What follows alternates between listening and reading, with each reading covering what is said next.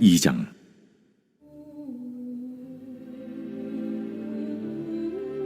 내가 내 파수한 곳에 서며 성루에 서리라. 그가 내게 무엇이라 말씀하실는지 기다리고 바라보며 나의 질문에 대하여 어떻게 대답하실는지 보리라 하였더니 여호와께서 내게 대답하여 이르시되, 너는 이 묵시를 기록하여 판에 명백히 새기되 달려가면서도 읽을 수 있게 하라. 이 묵시는 정한 때가 있나니 그 종말이 속히 이르겠고 결코 거짓되지 아니하리라.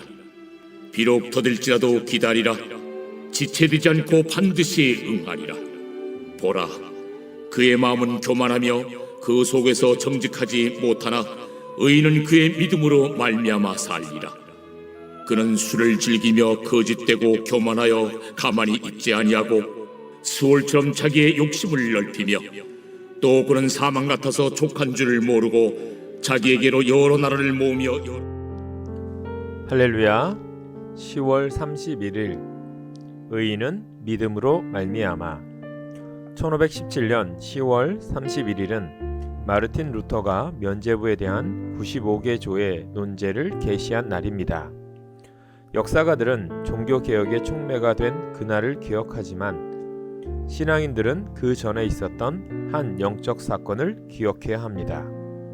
바로 루터가 로마서 1장 17절 말씀을 통해 믿음으로 의롭다 하시는 하나님의 의를 깨달은 일입니다.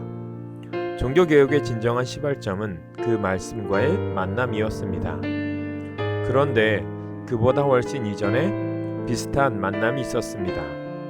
로마서 1장 17절에서 기록된 바라고 언급했듯이 사도 바울 역시 어떤 말씀을 통해서 하나님의 의를 깨달았는데 그 말씀이 바로 오늘 본문입니다. 4절에 보면 의인은 그의 믿음으로 말미암아 살리라. 하지만 로마서 말씀과 하박국 말씀에는 관과해서는 안 될 차이가 있습니다.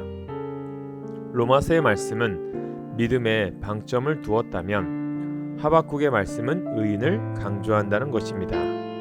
마음이 한껏 부푼 교만한 자를 보아라. 그는 정직하지 못하다. 그러나 의인은 믿음으로 산다. 부유한 재산은 사람을 속일 뿐이다. 탐욕스러운 사람은 거만하고 탐욕을 채우느라고 쉴 날이 없다. 그러나 탐욕은 무덤과도 같아서 그들이 수월처럼 목구멍을 넓게 벌려도 죽음처럼 성이 차지 않을 것이다. 4절과 5절의 세번역 말씀입니다. 의인에 대한 짧은 서술은 앞뒤로 가득한 악인에 대한 설명에 에워싸여 외롭게 놓여 있습니다. 하박국 1장 4절 말씀처럼 말입니다.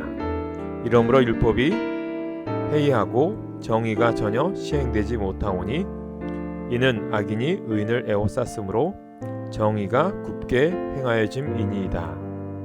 하박국은 믿음 이전에 의인과 악인에 대한 하나님의 정의를 다루고 있습니다. 믿음은 중요합니다. 하지만 한국 교회의 믿음을 강조하다가 의인으로 사는 삶과 하나님의 정의를 한국 교회는 놓치고 말았고 의의 부재는 악의 창골로 번졌습니다. 교회가 또 다른 종교 개혁을 요청받는 막다른 상황에 이르렀습니다. 믿음이 우리를 의롭게 합니다. 그러나 우리가 의롭게 되었다면 의인답게 살아야 합니다.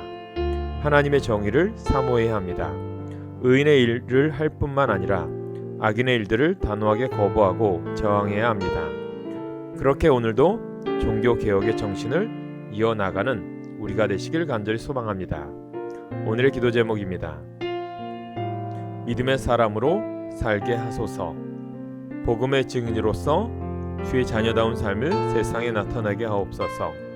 우리 교회 주님의 동역자와 일꾼을 보내주옵소서. 기도하겠습니다. 의인을 사랑하고 악인을 미워하시는 정의의 하나님, 우리와 우리 교회를 불쌍히 여겨 주옵소서. 악인이 의인을 애워싸듯 느껴질 때 절망하지 않고 믿음으로 의롭게 하듯 의로움으로 참된 믿음을 지켜내게 하옵소서. 온전한 신앙인으로 살게 하옵소서. 예수님의 이름으로 기도합니다. 아멘.